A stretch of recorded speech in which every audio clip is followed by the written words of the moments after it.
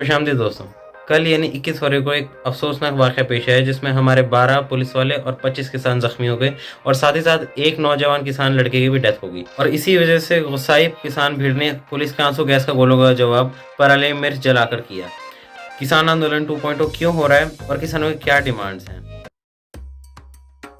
वैसे तो किसानों की बहुत सारी डिमांड्स हैं, लगभग 14, लेकिन इनमें से भी कुछ मेन डिमांड्स हैं जैसे कि सभी क्रॉप्स पे MSP on C2 plus 50% rate, सभी किसानों का टोटल कर्जा मुआफ और पिछले किसान आंदोलन में सभी जो किसान मरे थे उनको शहीद का दर्जा देना और लखीमपुर खीरी इंसिडेंट वाले अजय मिश्रा को जेल भेजना और साथ ही साथ बिजली की प्राइवेटाइजेशन वगैरह।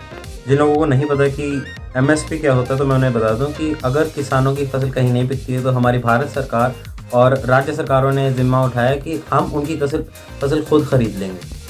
बात करें अगर C2 प्लस 50% एमएसपी की, तो मैं इस पर ब्रीफली बताते हुए ये कहूँगा कि इसका मतलब है कि किसानों की फसल पर जितना भी खर्चा आया है उसमें सरकार 50% और ऐड करके उनसे किसानों से फसल खरीद लेगी। यानी कि फ़र्ज़ कीजिए अगर किसान की फसल पर खर्चा है 1 लाख रुपए, तो फिर सरकार उसको 1.5 लाख रुपए में खरीद लेगी। इस चीज़ को स्वामीनाथन फार्मूला भी कहा जाता है। स्वामीनाथन वो साइंसदान थे जिन्होंने हमारे यहाँ पर ग्रीन रेवोल्यूशन की शुरुआत की थी HYV सीड्स लाकर, यानी हाई यील्डिंग वैरायटी। इन जेनेटिकली मॉडिफाइड सीड्स के आने की वजह से भारत से भुखमरी बिल्कुल ख़त्म हो गई और हमारे यहाँ पर वीट और राइस के अबंडेंस होने लगी। लेकिन सरप्राइजिंगली जो उस टाइम पे ग्रीन रेवोल्यूशन बेल्ट थी, यानी हरियाणा पंजाब का एरिया और कुछ उसमें वेस्टर्न यूपी का एरिया भी शामिल है, वही आज इंडिया का कैंसर बेल्ट है, specially Punjab. Because high yielding variety seeds में ही हमें ज़्यादा केमिकल्स का इस्तेमाल करना पड़ता है, पेस्टिसाइड उसमें ज़्यादा लगते हैं। ये अपने आप में किसी और वीडियो का मुद्दा है, लेकिन आज हम किसी और टॉपिक पर बात करने लग रहे हैं।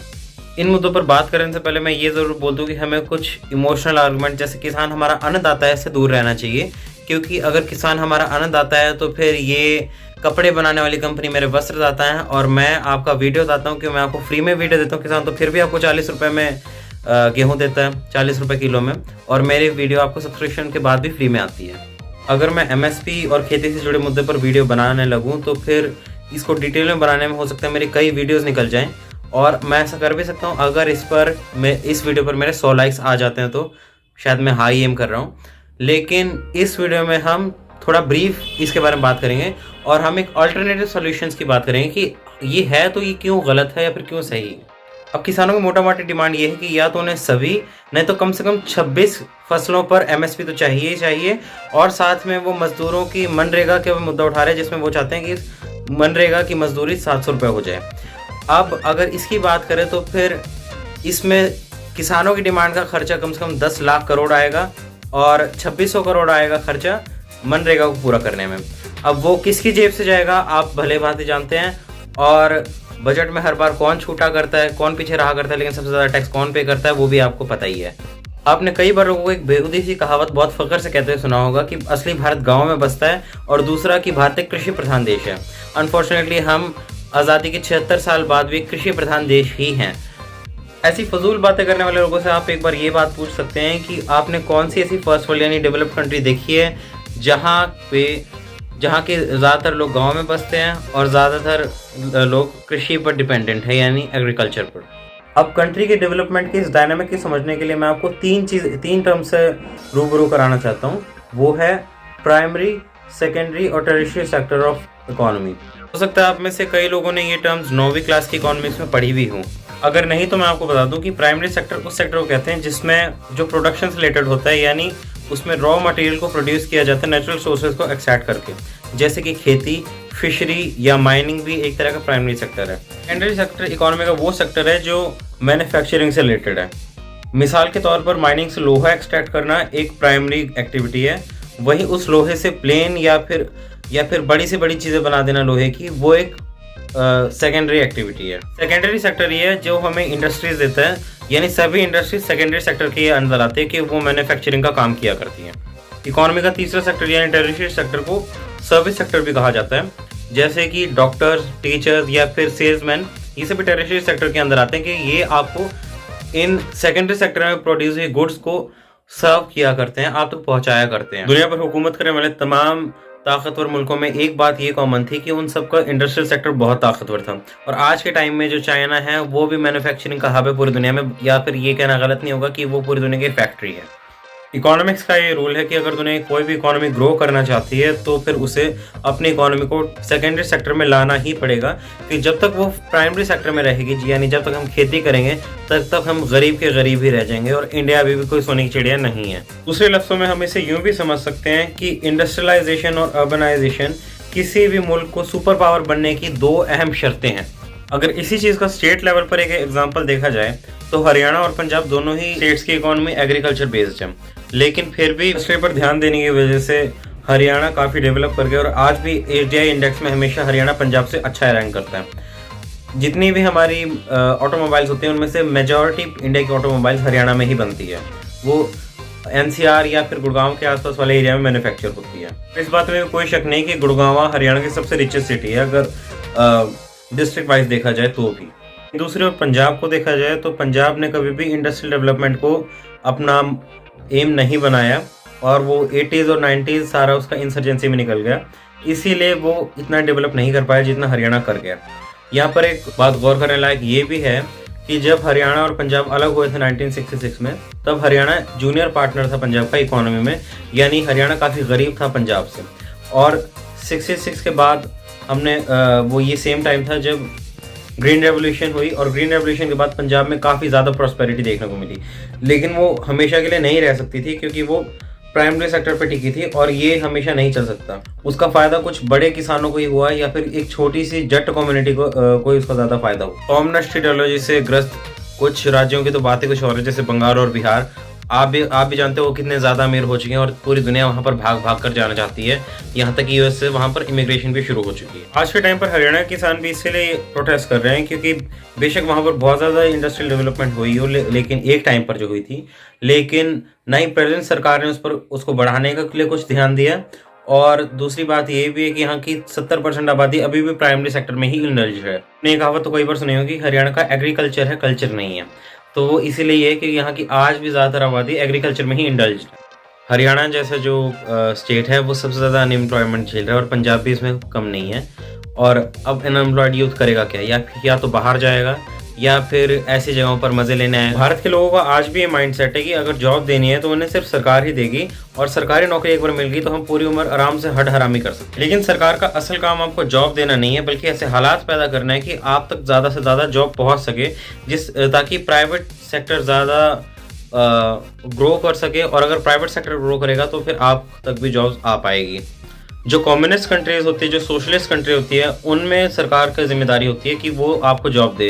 जैसे कि चाइना एक कम्युनिस्ट कंट्री है, लेकिन वो ऑफिशियली कम्युनिस्ट है, लेकिन असल में वो they behave like a capitalist. हम ऑफिशियली हमारे प्रियम्बल में इंदिरा गांधी ने सोशलिज्म वर्ड जोड़ दिया था, लेकिन सोशलिज्म हम आज के टाइम में ज़्यादा प्रैक्टिस नहीं कर रहे हैं। और ये एक ऐसी आइडियोलॉजी है जो प्रैक्टिकली कभी पॉसिबल नहीं है वर्क करनी, और है भी एक तरह से वाहियात आइडियोलॉजी। इसको मानने वाले लोगों के मुताबिक उनकी गरीबी के जिम्मेदार वो खुद नहीं है, बल्कि जो अमीर लोग हैं वो उनकी गरीबी के जिम्मेदार हैं। और हमें ये चाहिए कि हम उनसे उनका धन छीन कर लोगों के बीच बराबर बांट दिया जाए कि all of us are equal. आपने कई बार लोगों को कहते हुए सुना होगा कि ये तो अंबानी अडानी की सरकार है, और ऐसी बातें ये कोई नई चीज़ नहीं है। जब इंदिरा गांधी की सरकार थी तो उस टाइम भी ये बोला जाता था कि ये तो टाटा बिरला की सरकार है। बेशक वो बहुत बड़ी सोशलिस्ट थी, और मोदी भी कोई बहुत ज़्यादा प्रो राइट विंग लीडर नहीं है, बहुत ज़्यादा कैपिटलिस्ट नहीं है। किसानों की दूसरी डिमांड ये भी है कि सारी बिजली को पूरी तरह प्राइवेटाइज ना किया जाए और सरकार को ही बिजली सप्लाई करनी चाहिए। आपको पता होगा कि पंजाब काफ़ी ज़्यादा बिजली के डेप्ट में रहता है, पंजाब की सरकार, कि उसने काफ़ी सस्ते रेट्स पर किसानों को बिजली दी है। अब हमें ऐसा लगता है कि बिजली पाना हमारा फंडामेंटल राइट है, लेकिन बिजली हमारा फंडामेंटल राइट नहीं है। बिजली आपको सरकार वेलफेयर के लिए दे रही है, और वेलफेयर स्कीम को सरकार कभी भी आपके पास से हाथ खींच भी सकती है। सरकार का मेन मकसद है कि आप सर्वाइव करते रहे, तो फिर वो आपको हेल्थ और एजुकेशन फ्री में दे, वो उसका फ़र्ज़ है, लेकिन बाकी सब आपको फ्री में नहीं मिलेगा। हमने हर सेक्टर में देखा कि प्राइवेटाइजेशन से हमेशा रिजल्ट अच्छे आया करते हैं। अगर प्राइवेटाइजेशन कोई बुरी चीज़ होती तो फिर आप लोग भी क्यों नहीं अपने बच्चों को सरकारी स्कूलों में पढ़ाते, सरकारी अस्पतालों की मदद लेते बीमार होने के टाइम।